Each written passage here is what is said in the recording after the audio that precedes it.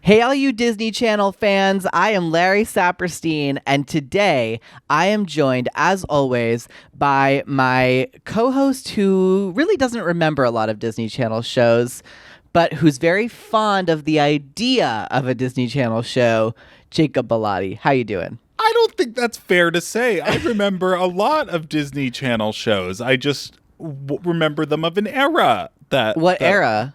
I remember Hannah Montana, Wizards of Waverly Place, Sweet Life of Zack and Cody. Okay, all right. You just don't know the new ones. The Naked Brothers Band. That was Nickelodeon, I think. Okay, well, see, that's how far I go. Well, but you know what this is? What is this? This is Let's Talk About That. All systems are a go. Talking database activated. Begin in 3, 2, 1. Let's talk about that. Let's talk about that. Let's talk about that. Let's talk about that. Let's talk about what? Let's talk about who? Let's talk about me. Let's talk about you. Let's talk about that. Girl, I cannot believe we are talking about that. Wait, what are we talking about? Let's talk about that.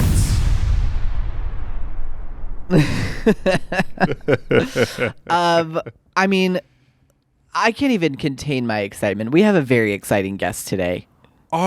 Just laying that on the line. Our guest today is really incredible. What an amazing person and actor and all of the and above. Comedian. I mean, he's worked with some of the biggest stars in Hollywood. He worked with Dolly Parton. Worked with freaking Dolly Parton. Are you fucking kidding me? So I can't wait to talk to him. But before we get to that, just to tie into that, we should talk about our experience going to the Wizards Beyond Waverly Place premiere. Yes, let's talk about us. Let's talk about us. Our Wizards of Waverly Place premiere. So this was really fun for me because one of my best friends in the world was a co-writer on the show. Yeah.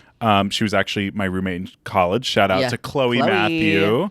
And she was a co-writer and showrunner's assistant on this show. Yeah. So we've been hearing lots and lots about this. We went to a taping to support her from one of the episodes. I think it's episode 8 if you watched that one. Mm-hmm. The one about the wisdom teeth. Yes. And it was so nice to be able to be there and like support her at this event, as well as see so many friends of the podcast. You know, Kylie Cantrell, Josh Colley, Dara Renee. We saw Matt Cornett. Corbin Blue, Monique Coleman. And of course, the ultimate friend of the podcast, David Henry. Of course. It was so funny talking to David at the premiere because it was like we've had so many random encounters with him. Yeah. We ran into him in a bathroom once. At the Descendants premiere. He sat next to me at the Descendants premiere. So it was funny to chat with him about that and chat about like the show and all of that. But we had a really great time, and those kids were all amazing. They were so sweet. We got to talk to them, the kids on Wizards Beyond. Oh, yeah. Oh, they're so talented. They're so fun. I'm so excited for them to just go on their journeys of being young actors. Yeah, it was really great to like be there and be able to support people that we are friends with as they, you know. Yeah, for me it was a really awesome like merging of worlds. Like I loved that Chloe was there. Yes. And that like we were able to hang with our friends like in, you know, our day-to-day personal lives, and then also like our Disney friends. Exactly. Like, seriously. It was just the best experience. But another person who was there was our guest today. Our guest today was there. He was in attendance. He was in attendance, and we chatted with him there, and we get to chat with him now. He played Jackson on the hit Disney Channel show, Hannah Montana. He's one of the OGs of Disney Channel. Like, truly a Disney Channel OG. Pretty much everybody that we grew up with, everybody that's our age knows who this person is. That's right. Has a, you know, what is that called? A parasocial relationship with this person, because he is that famous. He's that iconic.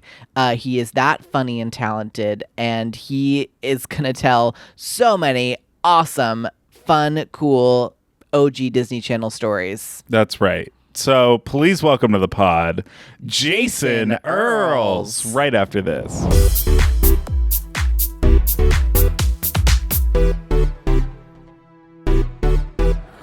Jason! What? How did I get here? Crazy. Unbelievable. I mean, I'm so excited to have you here on Let's Talk About That podcast. I'm excited to be here, guys. The journey that we have had, I mean, I have to tell you, you probably already know this story, but when we started High School Musical, we had about like 2 weeks of time where we were just kind of bonding as a group and hanging out. And like the first day, it said on the call sheet that the next day, Jason Earles was going to be coming in and helping us out as our dialogue coach. And all of us were like, no, there's got to be like another guy named Jason Earles. Right. Like it can't be like the Jason Earles, right? And then we asked, I think it was Marcy, who is like the production coordinator. Jacob's met Marcy. I have. She's great. She's the best. Love her. And so we asked her, and we were like, is this like the Jason Earles? and she was like, yeah, it is.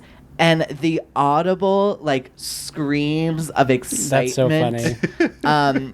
And I will never forget like when you walked in on that first day and you like gave us the rundown and and you were just like there for us the whole time as a support system, and it was amazing.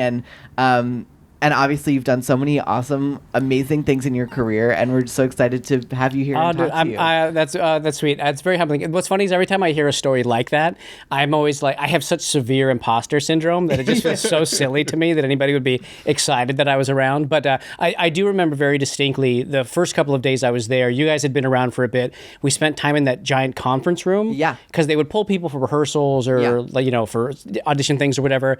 And we were sitting around playing games and just sort of chatting and getting to know each other. But I remember very distinctly when Sophia Wiley first walked in the first time, because she was in school. Right. And so she came up in the after the morning to hang out for a little while, and she looked like she got hit with a brick. Like she walked in, she saw me, and she was like, there was a physical recoil.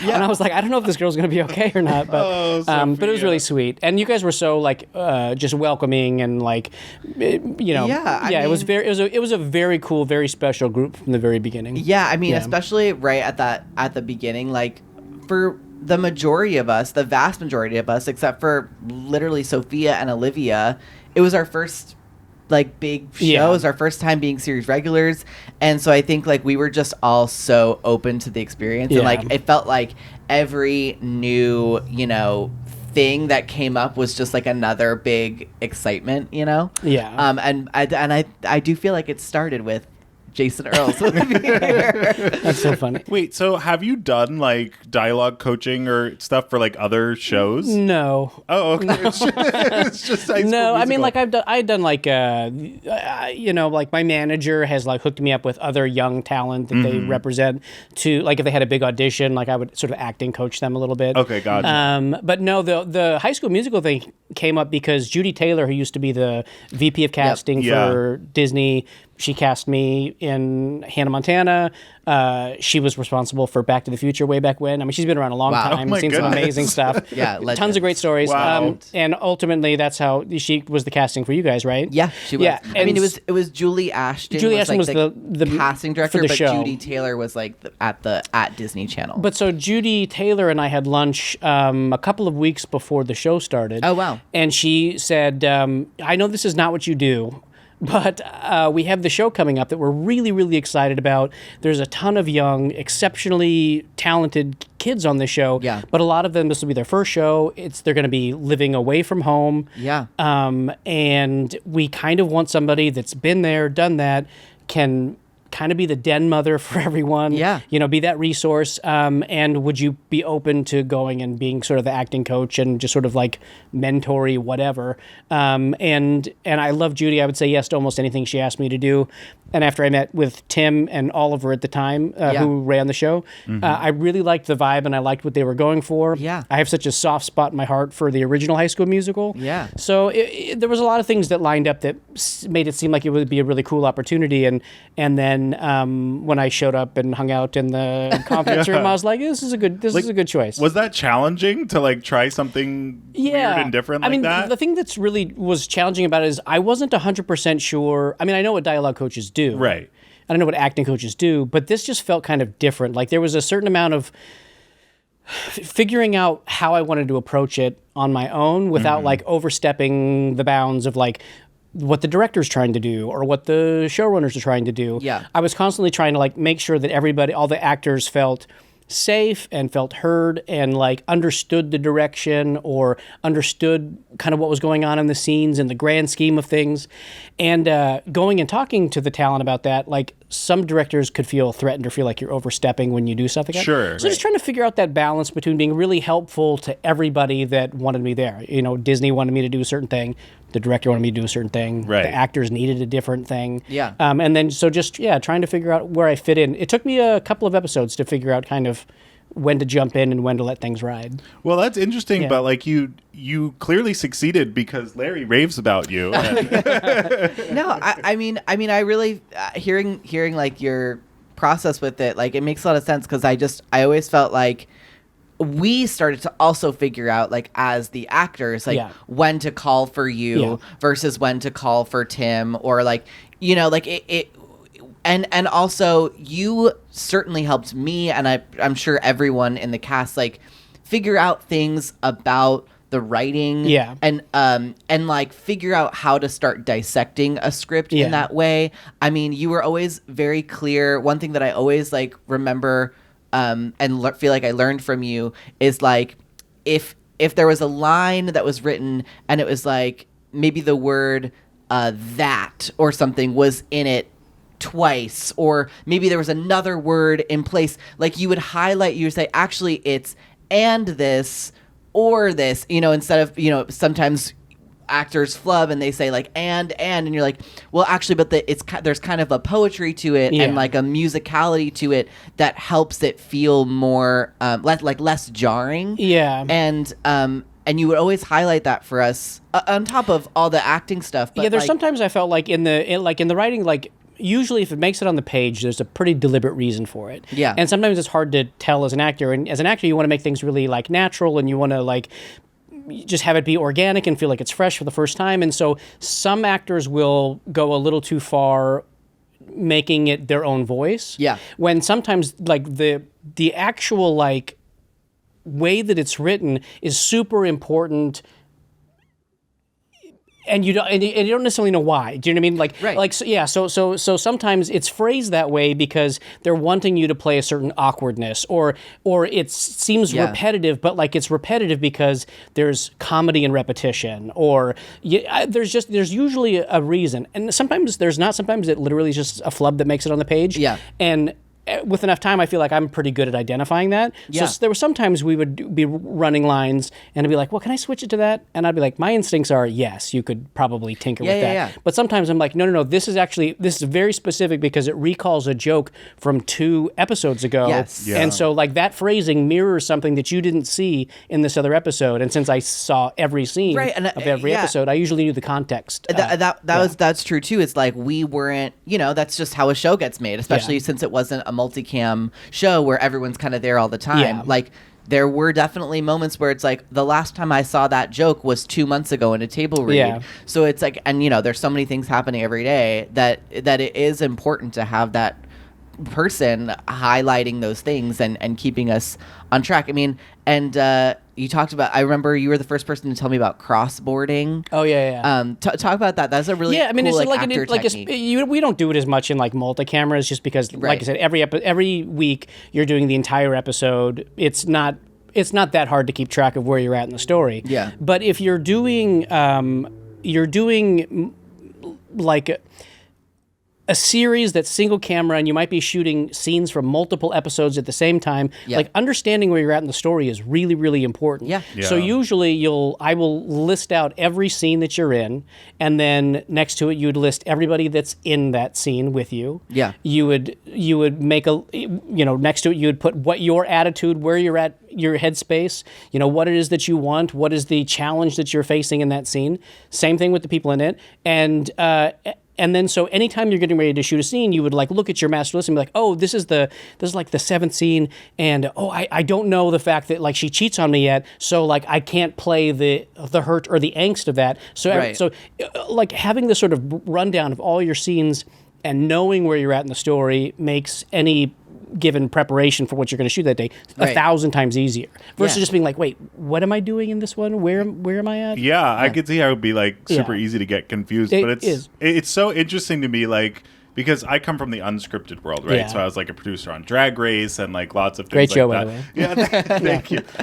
But like it's funny because a lot of the talent relations in that, like a lot of the way you're dealing with the principals in the show is like just comforting them or like being like, it's okay. And like, I guess that's similar, but you had like a whole other aspect. There was a technical aspect to my job, which was like just trying to make the actual production and shooting of the scripts like work, but there was that was the other half of my job, which was just like sometimes I would watch, especially early on the first season, an actor get a note and they would go, and then the director would turn around and they'd be like, oh and so like you go, what they're saying is this, and so you would give a little bit of a reinterpretation so they understood what they were being asked to do, but then also like giving compliments and reassurance that like if we're doing it again, it's not because you did something wrong. They're like going for alternate choices, or I feel like a big part of it was just trying to make sure everybody was in the right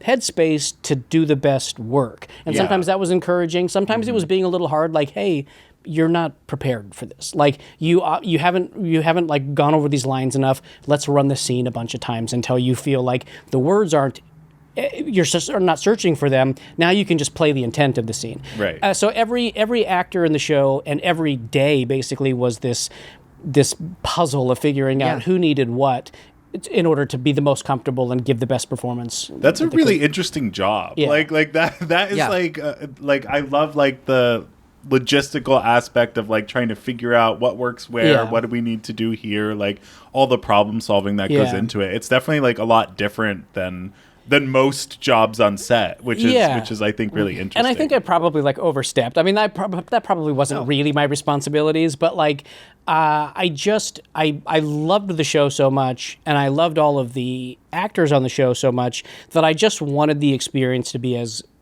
healthy as possible for them. You know what I mean? Like put your best work out there, finish the day feeling as good as you could about yourself.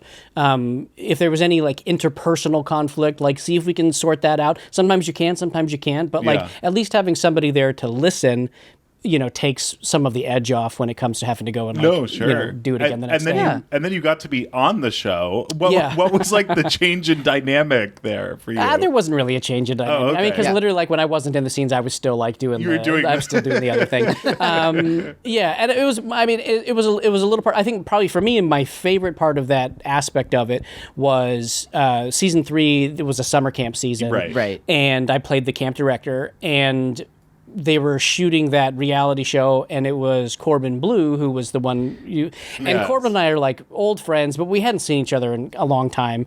And so whenever Corbin would show up and we were on set together, we were literally like just the two. We were just goofing off in the corner, giggling about our own stuff. And it was really fun to sort of reconnect with some of the old school. Yeah, it was fun. We saw you guys at the Wizards of Waverly Place, Beyond Waverly Place Wizards premiere, and it was nice to see everyone kind of like reconnecting there. Yeah, it was. There's always this like really like wistful nostalgia whenever we run into each other. I see Monique Coleman, Corbin Blue. It was really fun to see David, Henry, and Selena together again on screen, and then at the premiere. Right, because I'm sure you saw them together a lot. in the original days. in the old days. Like I mean, I think it's different now with just like the way that there's Disney Plus and there's Disney Channel and there's social media and everyone's kind of all over the place, but like how much were the Disney Channel, kids, for lack of a better word, all together at that time. I feel like quite a bit more than now. Okay. Yeah, because like social media wasn't as big of a thing, so a lot of times the campaigns or the promotions for the channel, they were like specials that you would shoot. So whether it was like, it was Christmas time, and so they're going to get ready together to do like a Christmas game show, or the Friends for Change campaign, or the Disney Channel games, or like a lot of that. Yeah, there was always like a summer one. There was always like something. I lived for the Disney Channel. The Disney Channel games, like. Was it fun? It was well, yes, it was fun. Okay. It was not easy. Yeah. Like we were in Florida in like full sweatsuits when it's 100 degrees like hamster balls, sweating our balls off. Yeah. Like, and the thing is that was really funny. Some people were just like, yeah, whatever, man. We're here. We're at Disney World. We're going to go play in the parks when we're done shooting this stuff. It is what it is. And then there was a bunch of us that were like, we're here to fucking win, right? and I was older. Everybody knows this. Like I was older, playing younger on Hannah Montana. Right. So like I'm in my 20s at the time. Yeah. At the Disney Channel games, and I'm competing in like Simon Says against like 14-year-olds, and I'm like talking shit to them. They don't play it on the thing, but I'm just like, you little bitch, you're going down. Like I'm like literally talking shit to these kids, and they're talking shit back. I mean, it's all like playful, and it was really fun. But like we were like hyper competitive, and like there was a couple of times where we felt like we got screwed out of a win in a competition. And like, oh no, it's good for the game. It's good because like it makes it more competitive. It's not like you're stealing, and we're like, fuck that. We want to steamroll. Like we want to win decisively. And Cole so like Sprouse didn't know what hit him. There was one in particular that I feel like we really got hosed on a call, and like I think it was like Nick Jonas, and we like literally just stormed off the field. Like we were just like, this is bullshit. And like why do we don't, who knows why we care, but we did. It was so much fun to like just be there for a week and see everybody from the different shows and the DComs. And when we were doing it too, we also had Disney stars from around the world. So we were like we had talent from like Disneyland, or not Disneyland, but like Disney Channel Tokyo, and like Japan, and like Brazil and France, and it was just like this giant just mashup of so many cool people and personalities. Yeah. Wait, so do you remember like how many times did you do the Disney Channel game? 3, I believe, and I won 2 out of the 3 years. Work. Do you remember who was on your team? I mean, it depended on the year. Okay. The last year, I remember Nick Jonas was on my team, and we were like absurdly competitive. I love that. But you'd have to look it up. It varied from year to year. So I know at one point Brenda Song was on my team. Yeah. Nick Jonas was on my team. Moises was on my team. Mitch Musso was on my team. Yeah. I think it was Cole. Cole was on my team one year. It's Cole Sprouse. Cole Sprouse. Yeah.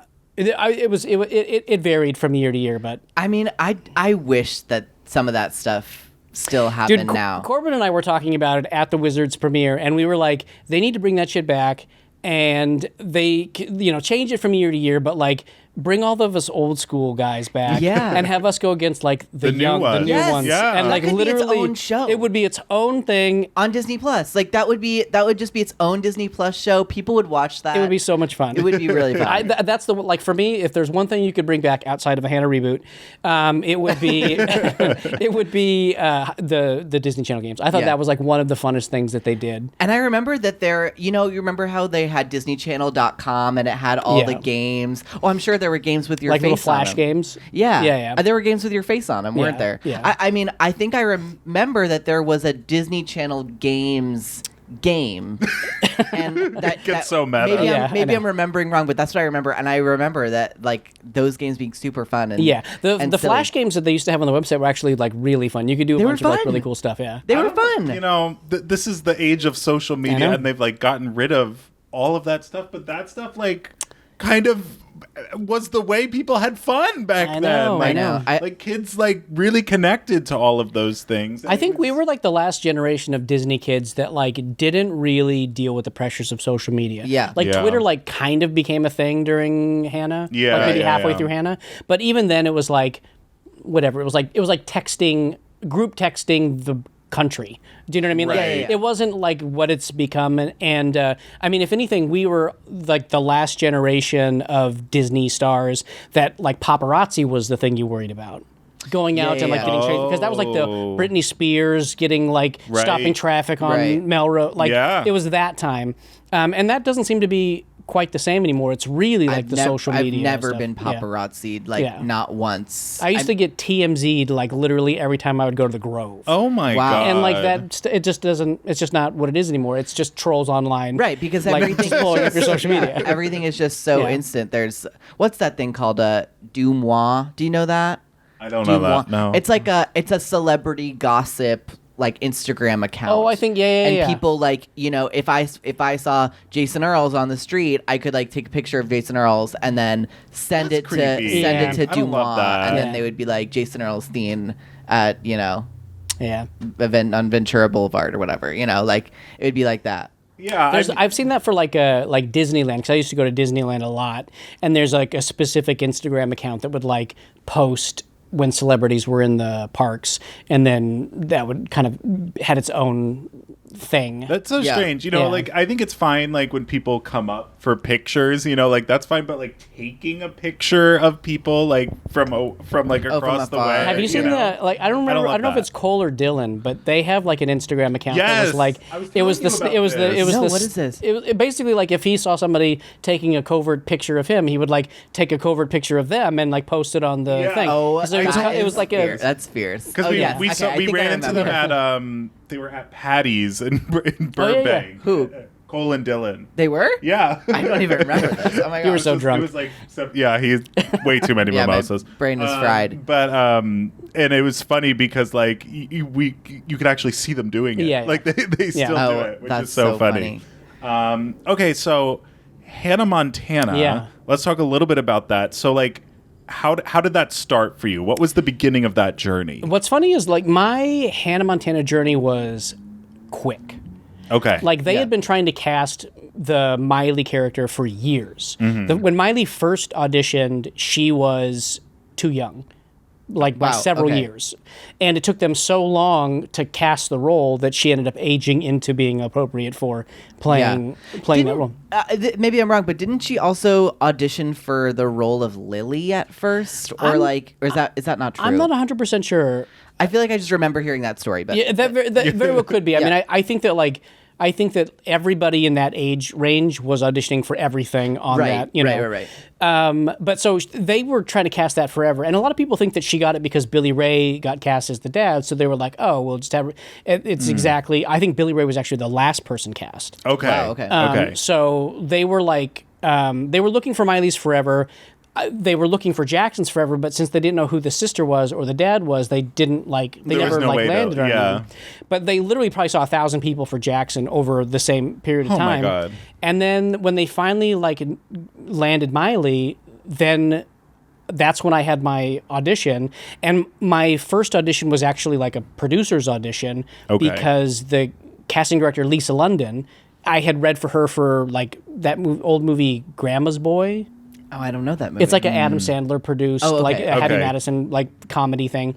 And I didn't get a role in the movie, but like she liked the audition. She thought I was really funny. Yeah. And so when they brought me in for the Hannah Montana audition, she was like, you were so funny in the other thing. I think you'd be really good for this. We're gonna just send you straight to producers. So I went and did the audition. And as I was leaving the room, Lisa walked out with me and she goes, will you test for the network next week? Oh my goodness. As I was leaving. And then the next week I went into the Disney building and I had an audition I read with Miley. Wow. And there was one other guy there and he was totally different. He was like very New York looking. Yeah. Okay. That's dark haired, you know what I mean? Like it's a completely different type. And I think that there was another dad that like was that same sort of New York looking. And they went with me and they went with Billy Ray.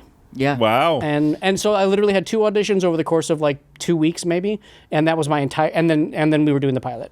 So very fast for me. I mean, it was the same for me, and that's a similar thing with my screen test too. When I went for producers or for the network, there was another guy there who like also had red hair, but he was like very different vibe. Yeah. Like he was like skater, like these like thick black kind of glasses, you know. And so it's interesting. It is always interesting to see like what their thinking about at the end. And I mean, I have a theory that sometimes this is very maybe not right, but I do think sometimes they bring people in that they're maybe not thinking about going in that direction so that they can kind of convince the team, like, actually, we really want to go in this other direction. Yeah, it could and be. You see why. It could be. The other guy that was there with me, I think they really liked him, and they were looking for something to use him on.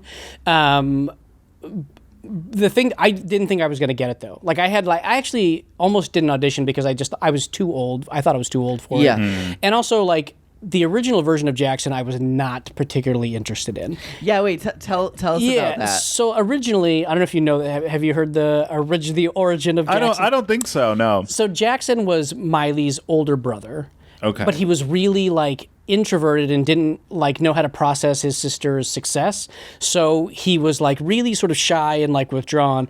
But he had an orangutan hand puppet called Fletcher. So funny. And he would be like, if you asked him a question, if you were like, how you doing today? As Jackson, I'd be like, I'm just fine. And then Fletcher would be like, I'm doing fine. You're an idiot. Like, he would, like, just talk shit. And it was the fucking dumbest thing of all time. God. It made me want to kill myself. Yeah. And so I was like, this is dumb. I don't know. And then so, like, I genuinely didn't care going into the audition. Yeah.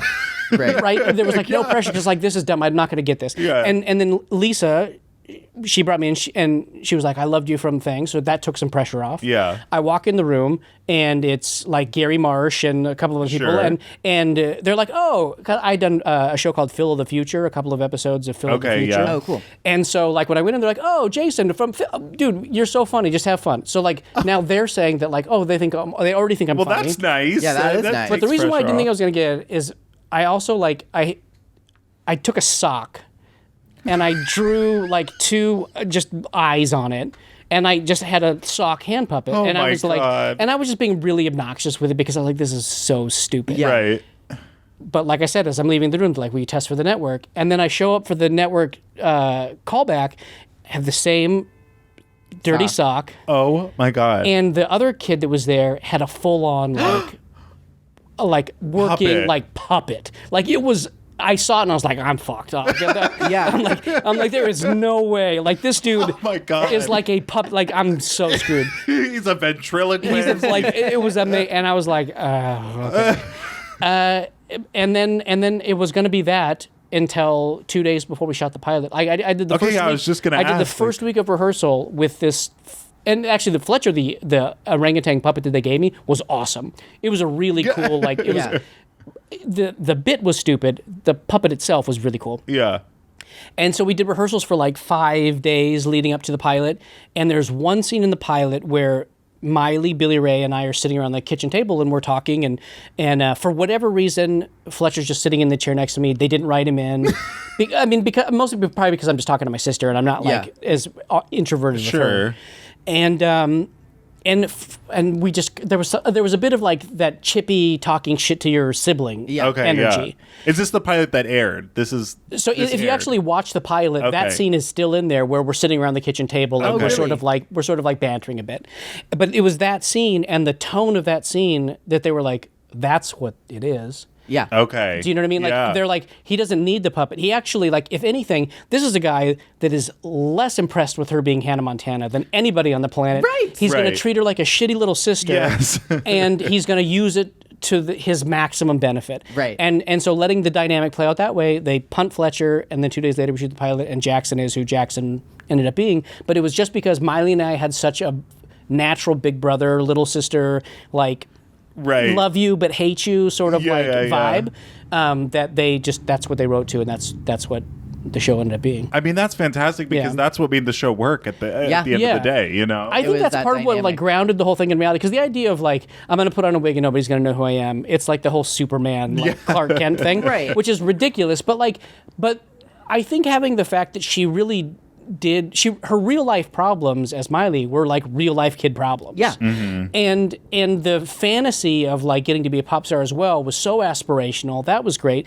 But then like her home life, having an older brother who was like just a typical, like, I think it made so much about her relatable that the audience felt like, oh, I could be friends with her. Yeah. And the fact that she seemed so relatable and so likable, and you identified with what her experience was, even though she had this pop star life, was one of the reasons why the show just worked so well. Yeah. No, listen, because I have like an older sister, and one of the things I related to in the show was the arguing and the banter and stuff, because that's exactly what the real life dynamic was. I mean, and you fit right in with them. Like, it was just so funny and like genuine, and I mean, it's just really good, funny jokes and writing, and I think that like what I found so interesting is the two most, in my mind at that time, the most popular shows on Disney was Hannah and Wizards. Yeah. But tonally, those shows were completely different. There was a cool aspirational aspect in like the pop star and being able to do magic part, but like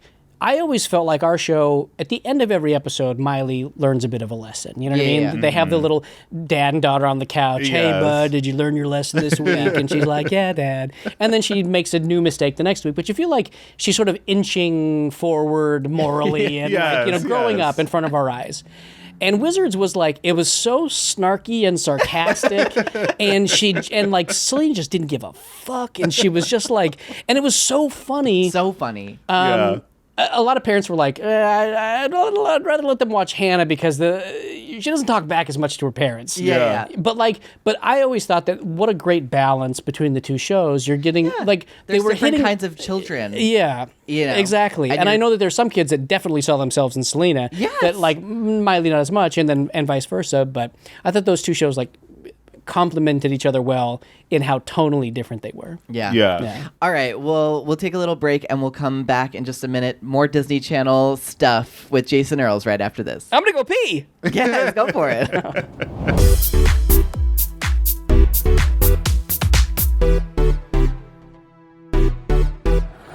All right, and we're back.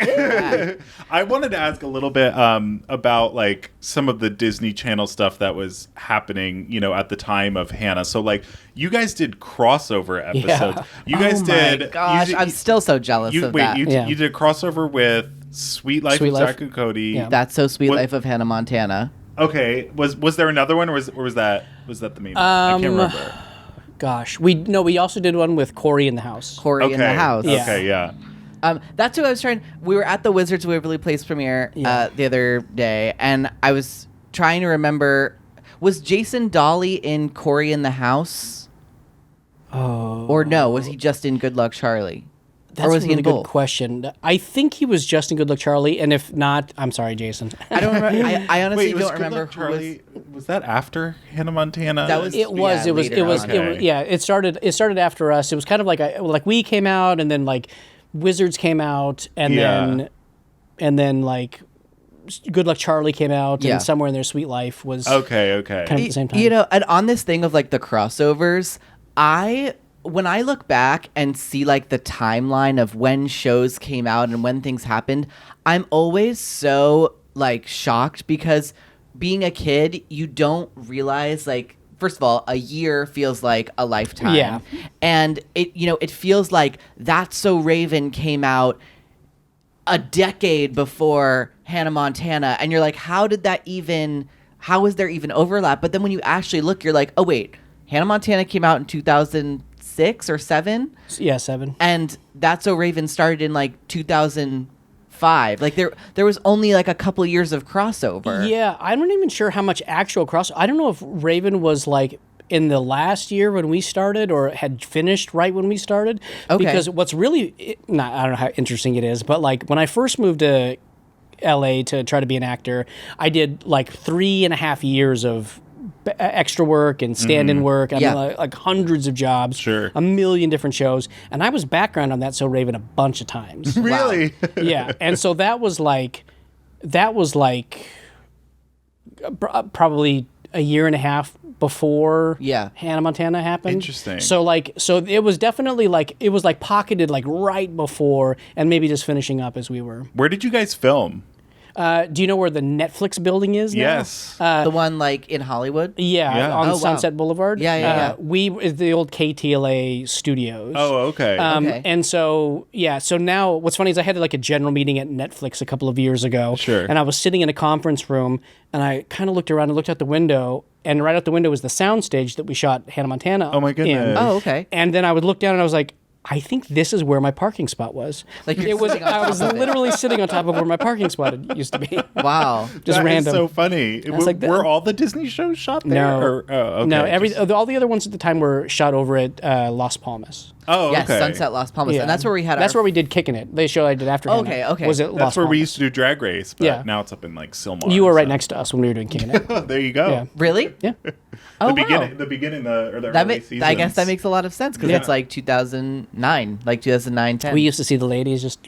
Yeah, all over the place. going back and Yeah, it was forth. great. Do you ever hear like an echo of someone saying, I feel very attacked? You ever hear that while you're filming Kicking It? Lip sync. for your life. Yeah, well, that's where we had our first Your table read stuff read, for yeah. High School Musical. That's where I met. I believe that's where I met Oliver and Tim when I Yeah. was sort of interviewing. I think that's where the writer's room was Yeah. pre first season. Yeah, Did you like the multicam like style? it's of- my favorite thing in the world. Yeah. yeah. I would if you told me I could only do one thing in the entertainment industry for the rest of my career.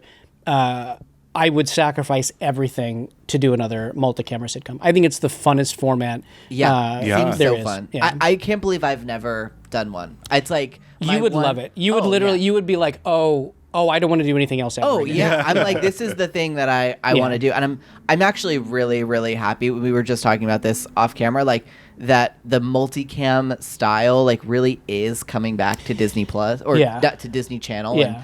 and the world of TV. I think like a lot of times Disney does kind of set standards and start things in motion, and like I think that hopefully we're seeing a trend where like a lot of multicam shows are coming back like in a bit of a Yeah. fuller swing. So I'm hoping that I think see more of that. I think the world could always use a little bit more laughter. yeah, absolutely. And from a business standpoint, the cheapest things to make in scripted usually are multi-cameras. Yeah. They're relatively like cheap to do. Yeah. If you, I feel like what a lot of people rewatch on streaming services Absolutely. are multi-cameras or half-hour single cameras too, like The Office, like works too. But like, but multi-cameras get rewatched a ton.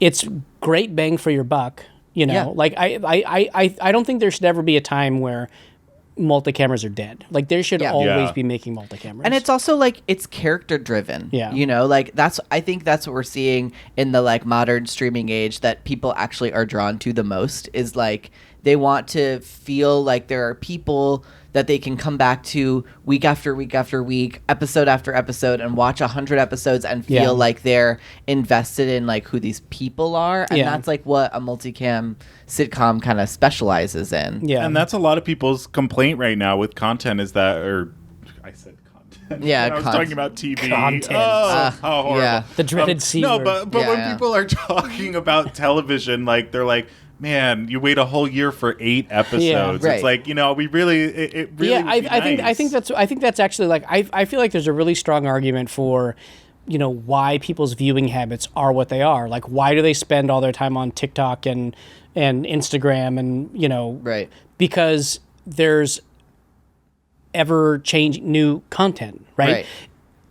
Nobody is going to get invested in 8 episodes every 16 months. right. Nobody cares. Do you know what I Right. mean? There's no if you want people to get invested, give them enough stuff to get invested in. Yeah. Yeah. I think they've kind of broken the TV model themselves Yeah. by going to this. And you Everything being short orders. You Yeah. need like the same people in your living room Yeah. or bedroom, wherever you're watching, every week consistently. Yeah. Like you can't just have 8 weeks and that's it, and then you don't see them again for another 2 years. You know what I mean? Yeah. And I think that's the thing about multicams that really resonates with people. Yeah. Is like you just get to see the characters over and over again. And it becomes comforting. Yeah. And, And that's that's why so why- many people are watching like nostalgia shows. But I also think that's why, Miley Cyrus and Selena Gomez and Demi Lovato became like role models Yeah. because you were seeing them every single week, like truly learn lessons, grow up. Yeah. I mean, I love our show. I love High School Musical, the series, and Olivia Rodrigo is the star to the stars of all time. But I don't think Nene was necessarily like a role model for children. Like that wasn't the purpose of the writing or her character. Like her character was written as her character, and she was going on her own journey that was, I don't know, maybe it just wasn't as relatable in that way to like a regular person. Yeah, I don't know. I think it's tough. I think that like especially for a younger audience, I just think that it's really hard to get like loyalty and investment at 8 episodes. Up. Right. Especially if you're going to go a year between. I think too many things change in young people's lives over the course of a year. Yes. And so like suddenly something that was good for you this year, if you wait to revisit it until next year, like your interests are just completely different. Versus like our show, we were doing, I think the first year we did 26 episodes, and then we did 30 episodes, and then 30 episodes. And so like we're putting out episodes as Miley is growing up. Yes, you see everything happen. And so as your life is changing, you sort of identify with her life changing, and then suddenly like there is this parasocial relationship that like kind of means something to you. Yeah. High School Musical's really well-made show.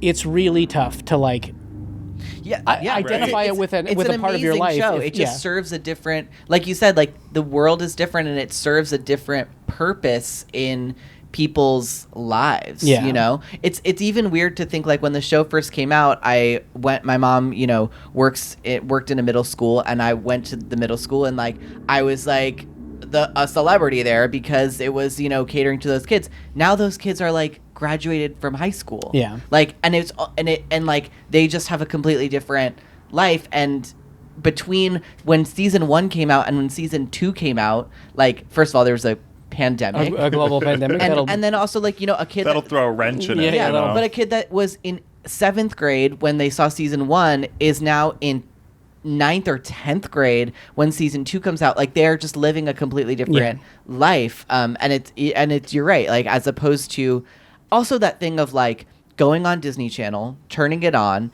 and seeing whatever episode of Hannah Montana or Sweet Life of Zack and Cody or Wizards of Waverly Place, whatever that's on. You know what I mean? Like it's different now having to choose that's to watch something. Yeah. You know? You have to turn Apple TV on, you have to click on the Disney Plus, you have to scroll through till you find the thing, you have to make the decision to like, oh, I think I'll watch a Wizards episode, and then you have to scroll through which Wizard episode do I want to watch. Right. Like that's a lot of like choices versus just turning on Disney Channel and then whatever's on you're willing to watch. Right. Yeah. I think it's so funny. We're like going back to cable again. like literally the streamers are just becoming like free. They're ad supported. Like ad supported free things now. And it's I just hope that whatever form editing this stuff takes, I just hope that they start making more. Yeah. I feel like it's just been a little bit of a content like drought almost, where even if there's new shows coming out, again, you're only getting those 6, 8, 9 episodes.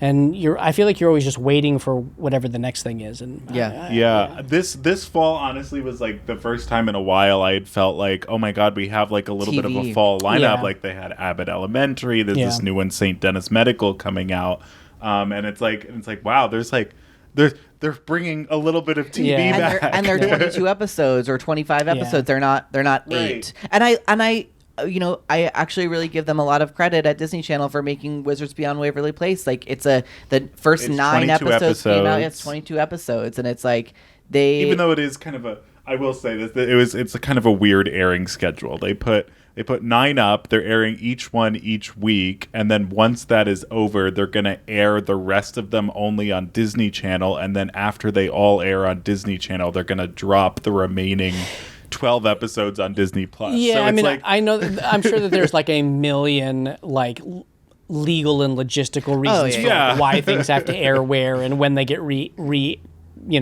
and stuff. Yeah, nobody's interested in that stuff. But the good thing is there's going to be stuff on the channel that's new, and then eventually there's going to be big chunks of content that'll end up on Disney Plus that people can like put on in the background while you're doing stuff. Just have a million Wizards, episodes. So it ultimately, in the long run, however they want to do that is fine. It is a little bit of a different thing to get used to, but yeah. Okay, I'm sure you've been asked this question a million times, but in an era of reboots, yes, what do you think a Hannah Montana reboot would look like? I don't know. It's an interesting question. like, what would I want it to be? What do I think is realistic? Like, who would participate? Yeah, like, I mean, what would you want it to be? We're big on dreams here. Yeah, so, yeah. like, Dream dream. big. well, earlier this summer I did pitch them a spin-off. Oh, really? Okay. I did, yeah.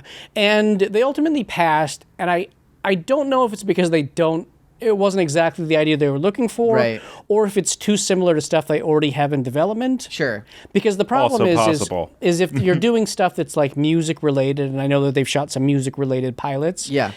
If they feel like they're counter programming themselves, there's Sure. not a lot of incentive to throw a Hannah reboot like up against your own stuff. Like Yeah. that doesn't service anybody. So I don't even know, like, realistically if there is a Hannah reboot that could happen now as they're figuring out this next Right. group of shows that they're Right. doing. But I mean, I think that in a perfect world, you'd get as many of the originals back as possible, Yeah, whether sure. they're in all of them or in a and smattering, out. kind of like Selena in Wizards, where she Right. shows up and then Right. goes away. And I think the show is better for having Miley in it, for having Emily in it. Right. But I don't know if there's a show that exists that they would do. Do you know what I mean? Yeah. They've got like so much stuff going on in their. Unless Miley Cyrus was like, I want to do a Yeah. reboot where I do every single episode. Like, then they would, I guess, probably figure out a way. Then I think they would figure it out. Yeah. Yeah. But I think that more realistically, what would happen is at some point in the future, I don't know if she would ever want to go and do the series again. But like my guess is that like at some point she'll be like, I would love to produce that. Yeah. I'd like to have some input on what it is, the message it's trying to get out there for a young, Absolutely. aspiring. Sure. And pop in and be that voice of reason, mentor role for whoever the next generation of great musical talent. Yeah. And I think that there's a world where you're seeing another young person trying to like live that dream. I Yeah. would guess that a new version of it wouldn't be a girl that's already like popped off. Do you know what I mean? Right, Like right. somebody She's not who's already a like pop on the star. journey versus and dealing a little bit more with the struggles and watching her get there Yeah. versus Miley having been there and then figuring out how do I keep this going by keeping the secret, and then eventually when I give up the secret, what does my life look like? Yeah. Do you know what I mean? I think there's a different side of the story to tell. I also think that everything that we did on the original, like pre-social media Yeah. world, like It's the world is a different. completely It's different different. place. Yeah, it'd have to talk about like going viral on TikTok for Yeah. making your music, which is what Right. High School Musical did. Yeah. But the series, but it'd have to. I just think the pressures are different. Yeah. Yeah, and I think that like, and kids' interests are different, and but I do think there's still more stories to tell there. Yeah, of course. Yeah, absolutely. And I would be like personally, I have a lot of love for the original.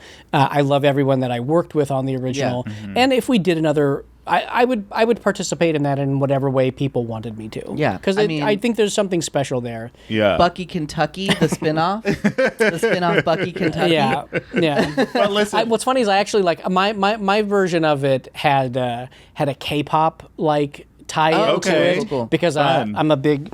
This is Stray Oh, Kids, yeah. my favorite K-pop group, Stray Kids. But during the pandemic, actually, when I was trapped at home for years, Yeah. sure. my wife and we spent a ton of time like watching K-pop content and specifically Stray Kids, and Love. there was just something very like special about it. It was just very like there was Yeah. a vibe and the talent and the electric. drive and visually it's very exciting. The music videos are very cool. You guys got me into Blackpink. Yeah. Yeah. I never heard of Blackpink, and then you were like, it was you and Sophia. Yeah. You were like, you guys got to watch Blackpink. We actually And then- took Sophia to a Stray Kids concert in Oh LA. my my God. goodness. But there's a K-pop tie into like a version of it that I think could be really cool.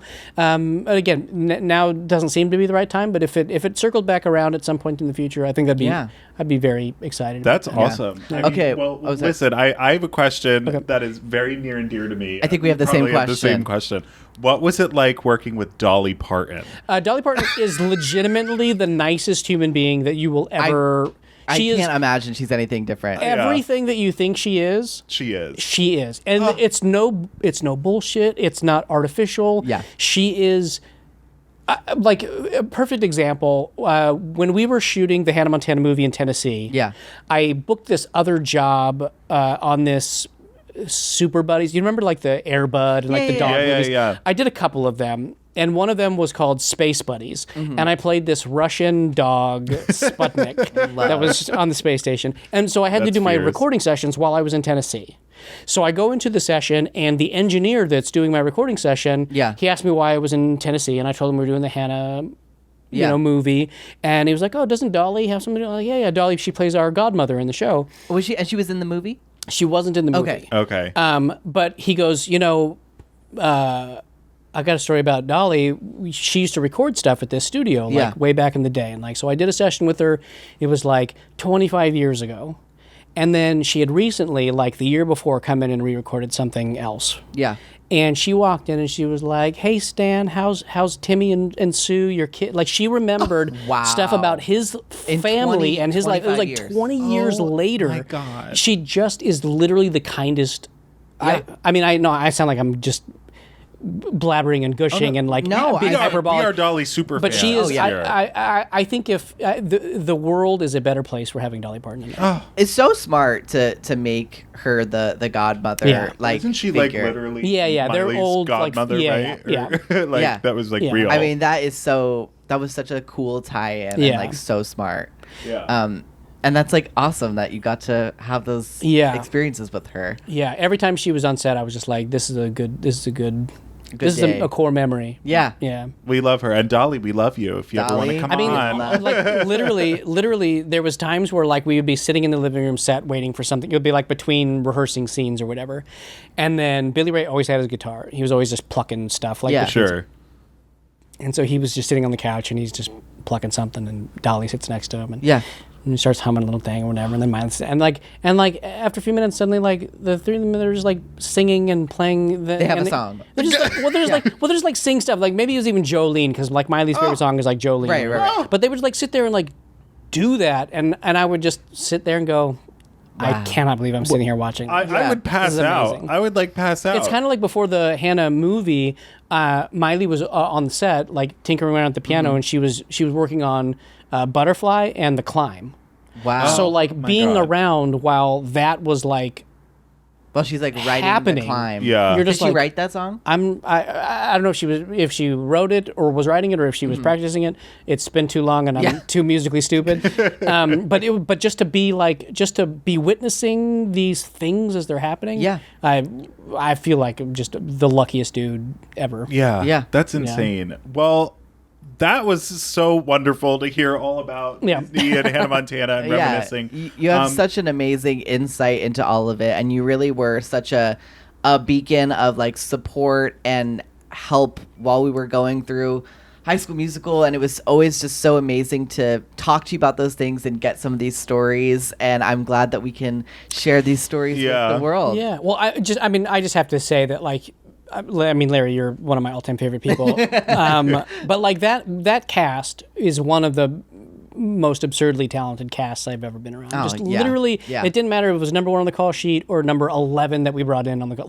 People that are just unnaturally talented, and then we would discover things you're a beautiful singer, you're a wonderful actor, and then you can tap dance like Fred Astaire.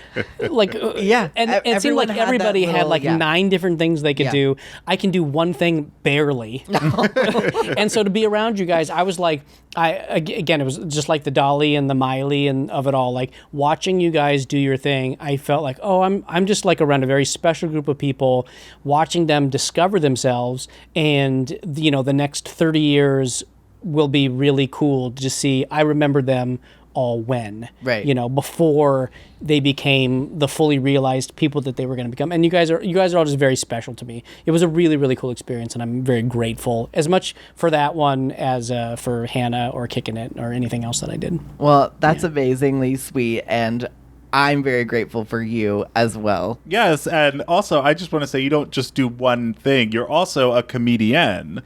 Yeah, it's true. That's true. Trying. I mean, I think I don't know how much you talk about this, but the industry is a very challenging business. We talk about it a lot. And there's an ebb and a flow to it.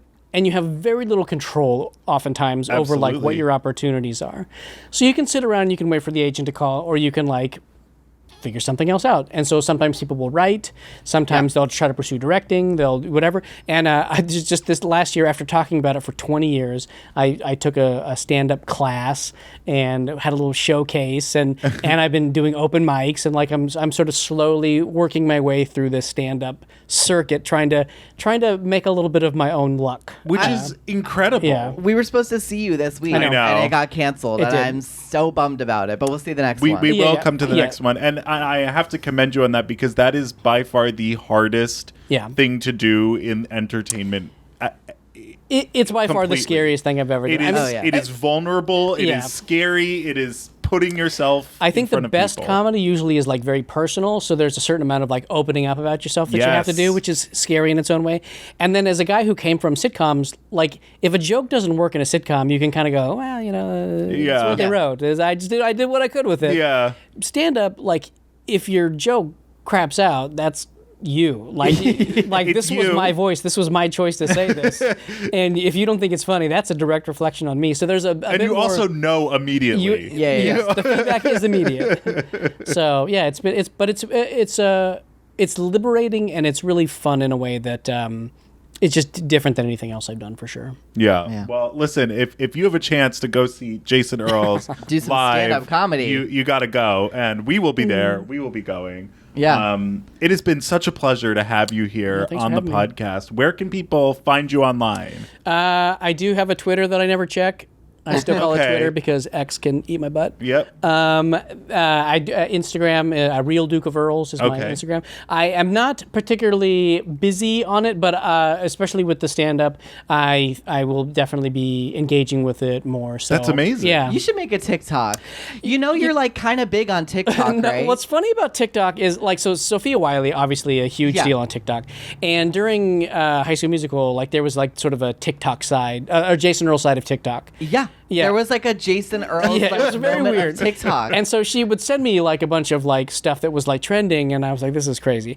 But I always had this fear that like if I join TikTok and so like suddenly it kind of ruins it. Do you know what I mean? I hear you. Because it's I like hear you. it's like in a way it's fun because like he doesn't do this and he's not engaged with it, and we get to just play and like make fun and like reminisce and all the weird stuff. They but like love once you you're over there in on on the TikTok. joke, like do they? I think that there's different sides of TikTok, and I Yeah. think that if you made a TikTok, that would be like your side of TikTok. Yeah. But the side of TikTok that's still like interacting with Jason Earles, the persona, Yeah. it would still kind of exist. Yeah. But I don't want to ruin everybody's fun, but I do agree. Like I think if I continue to pursue the stand up, I think TikTok is a very natural Yeah, extension of yeah. that. Like whether it's posting clips from sets or just putting short format funny Yeah. stuff out Yeah, there. I think absolutely. it's something that I'm getting more interested in as I have a reason to do it. yeah. Yeah. So Well, And you're stand already by a for hit that. there. Yeah. So there you go. I don't know, man. Well, stand by for that. Jason Earles content coming to a social media platform Near you, honey. Yeah. Well, you can find us on TikTok and Instagram at Let's Talk About That Pod. That's right. We're also on YouTube if you want to watch this episode. You should watch it. You should definitely watch it. Let's Talk About That Pod as well. And you can email us with any questions, comments, or business inquiries. Jason Earles fan mail. We'll forward it. Yeah, we'll get it. We'll get it straight to him. So email at letstalkaboutthatpod@gmail.com. All right. Well, thanks a million times over, Jason, for coming and doing this. It was like the most fun episode. Just love talking to you and hearing about your life. Well, I love you guys. You guys are the cutest. I'll come back anytime. Yay! All right. Thanks for listening, and we'll see you next week on Let's Talk About That. Bye. Woo!